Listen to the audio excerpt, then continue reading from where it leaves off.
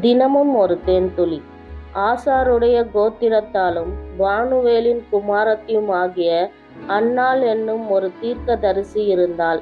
அவள் கன்னி பிரயாணத்தில் விவாகம் ஆனது முதல் 7 வருஷம் புருஷனோடு வாழ்ந்தவளும் அதிக வயது சென்றவளுமாயிருந்தாள். ஏறக்குறைய 84 வயதுள்ள அந்த விதவை தேவாலயத்தை விட்டு நீங்காமல் இரவும் பகலும் உபவாசித்து ஜெபம் பண்ணி ஆராதனை செய்து கொண்டிருந்தாள். அவளும் அந்நேரத்தில் வந்து நின்று கர்த்தரை புகழ்ந்து எருசலேமில் மீட்புக்கு காத்திருந்த யாவருக்கும் அவரை குறித்து பேசினாள். கர்த்தருடைய நியாய பிரமாணத்தின்படி சகலத்தையும் அவர்கள் செய்து முடித்த பின்பு கலிலேயா நாட்டில் உள்ள தங்கள் ஊராகிய நாசரேத்துக்கு திரும்பி போனார்கள். பிள்ளை வளர்ந்து ஆவியில் பலன் கொண்டு ஞானத்தினால் நிறைந்தது. தேவனுடைய கிருபையும் அவர் மேல் இருந்தது.